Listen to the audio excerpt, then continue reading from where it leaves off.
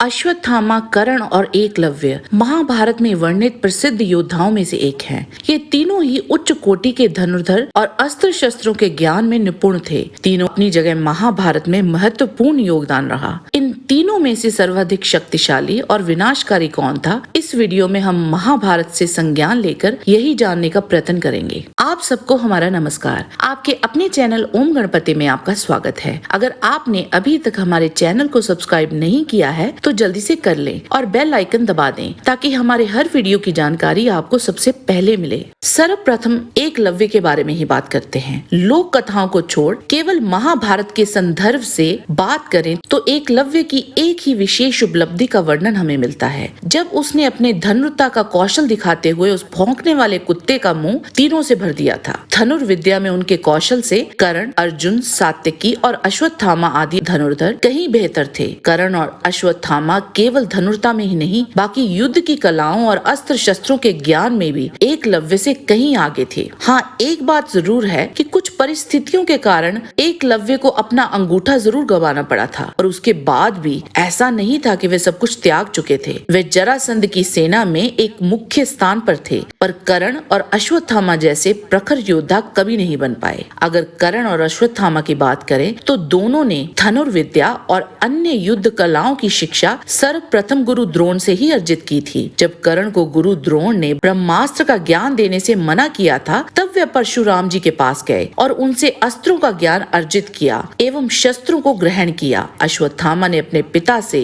लगभग सभी उच्च कोटि के दिव्यास्त्र हासिल किए थे। प्रशिक्षण के पहले चरण में दोनों अश्वत्थामा और कर्ण एक समान ही थे, पर दिव्यास्त्रों के मामले में अश्वत्थामा कर्ण से कहीं आगे निकल गए। गुरु द्रोण ने पुत्र प्रेम के चलते अश्वत्थामा को सभी विनाशकारी दिव्यास्त्रों का ज्ञान दे दिया था, जिनमें ब्रह्मशीर, नारायणास्त्र जैसे विनाशकारी अस्त्र शामिल थे। कर्ण को परशुराम जी से श्राप भी मिला था, जिसका कोई खास असर कर्ण के पराक्रम पर नहीं पड़ा था। चलिए इन दोनों के एक योद्धा के रूप में प्रदर्शन की बात करते हैं। महाभारत के कुछ संस्करणों के अनुसार दोनों ही द्रौपदी स्वयंवर में असफल रहे थे, और ये भी सच है कि रंगभूमि में कर्ण ने अर्जुन के मुकाबले का प्रदर्शन किया था। कर्ण ने वो सब करके दिखाया था जो अर्जुन ने किया था। धनुर्विद्या में कर्ण और अश्वत्थामा लगभग एक ही समान थे, पर एक संपूर्ण योद्धा के रूप में इन दोनों में अंतर था। एक योद्धा के रूप में अश्वत्थामा और कर्ण का प्रदर्शन कुछ इस प्रकार रहा। उत्तर के गौ ग्रहण होने तक सही अर्थों में अश्वत्थामा ने कोई भी लड़ाई नहीं लड़ी थी।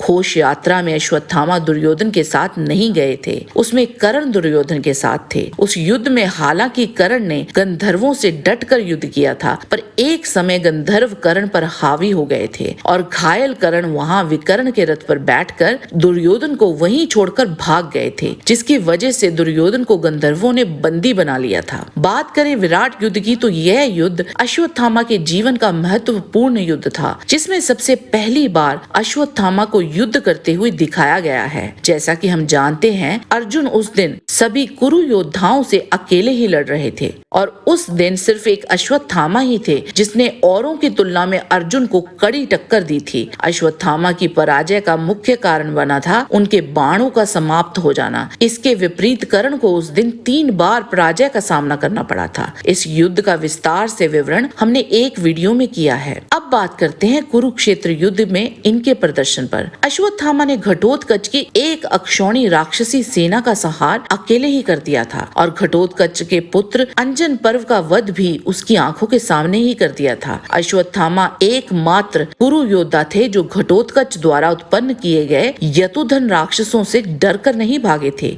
हालांकि कर्ण ने भी घटोत्कच से डटकर युद्ध किया था, पर एक समय घटोत्कच कर्ण और उनकी सेना पर हावी हो गए थे, और विवशता पूर्वक उन्हें अपनी वासवी शक्ति का उपयोग कर घटोत्कच को मारना पड़ा था। लेकिन वह अश्वत्थामा ही थे जिसने घटोत्कच और उसकी सेना को अधिक क्षति पहुंचाई थी। एक और तथ्य ये भी है कि कर्ण ने कुरुक्षेत्र युद्ध पहले 10 दिन तक नहीं लड़ा था। निस्संदेह अश्वत्थामा ने अच्छा युद्ध लड़ा था, पर वह भी युद्ध के 10वें दिन भीष्म को अर्जुन से बचा नहीं पाए थे। कुरुक्षेत्र युद्ध के 14वें दिन जब अर्जुन ने जयद्रथ को सूर्य ढलने से पहले मारने की प्रतिज्ञा ली थी, उस दिन दोनों कर्ण और अश्वत्थामा जयद्रथ की सुरक्षा करने में विफल हो गए थे और उस दिन कर्ण का अधिकतर समय पर युद्ध भीम के साथ ही हुआ था और दोनों भीम और कर्ण ने एक दूसरे को पराजित किया था। उसी दिन एक समय तो अश्वत्थामा ने कर्ण को अपने रथ में बैठाकर अर्जुन से कर्ण के प्राणों की रक्षा की थी।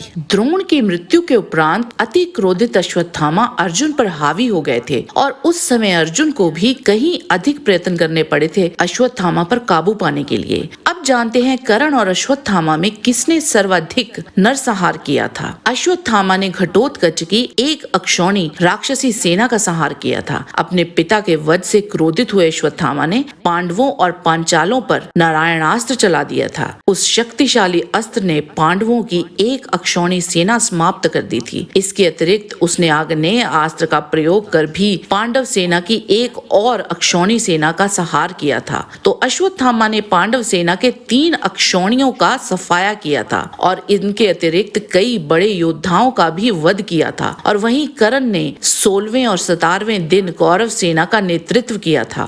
गुरु द्रोण के नेतृत्व में लड़ते हुए ही उसने लगभग एक अक्षौणी सेना को मार गिराया था। घटोत्कच जैसे शक्तिशाली योद्धा का वध किया था। उसने शक्तिशाली भार्गव अस्त्र चलाकर भारी तबाही मचाई थी। कुल मिलाकर कुरुक्षेत्र युद्ध में कर्ण ने लगभग 2 अक्षौणी सेना का संहार किया था। इन घटनाओं के आधार पर हम कह सकते हैं कि अश्वत्थामा क्षति पहुंचाने के मामले में कर्ण से अधिक विध्वंसक थे। इन दोनों के अस्त्र शस्त्रों की बात करें तो दोनों के ही पास बहुत अधिक मात्रा में अस्त्र शस्त्र थे। यहाँ भी अश्वत्थामा ही आगे थे और वह इसलिए क्योंकि उनके पास नारायणास्त्र और ब्रह्मशीर जैसे अति प्रलयंकारी दिव्यास्त्र थे जो कर्ण के किसी भी अस्त्र से अधिक शक्तिशाली थे। हाँ, अगर कवच और कुंडल कर्ण ना देते तो परिस्थितियां कुछ और भी हो सकती थी। कर्ण और अर्जुन का अंतिम युद्ध कुरुक्षेत्र में लड़ा गया सबसे अद्भुत युद्ध था जिसमें दोनों कर्ण और अर्जुन ने अपने अविश्वसनीय कौशल का प्रदर्शन किया था। कर्ण अंतिम युद्ध से पूर्व अर्जुन से लगभग सभी युद्धों में पराजित हुए थे, लेकिन अंतिम में कर्ण ने अपने जीवन का सबसे उत्कृष्ट प्रदर्शन किया था। उस युद्ध को देखने के लिए ऋषि,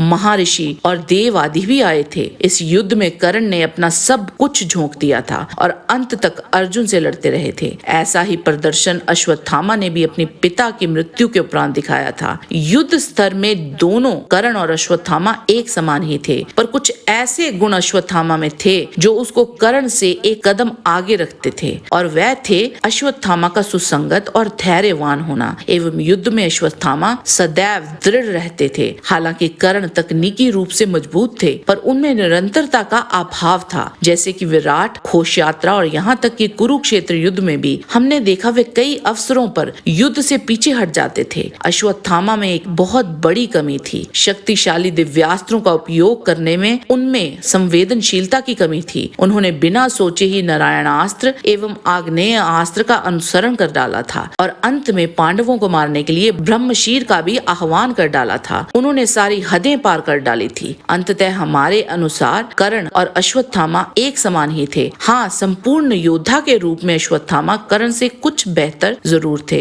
पर अस्त्रों का दुरुपयोग उन्हें कर्ण के समानांतर ही बनाता था और यह दोनों एकलव्य से कहीं अधिक शक्तिशाली थे। आज के वीडियो में बस इतना ही। जाने से पहले लाइक बटन जरूर दबा दीजिए और अगर वीडियो अच्छा लगा है तो शेयर कीजिए। आपसे फिर मिलते हैं एक नए रोचक वीडियो के साथ। तब तक के लिए आप सबको हमारी शुभकामना। नमस्कार।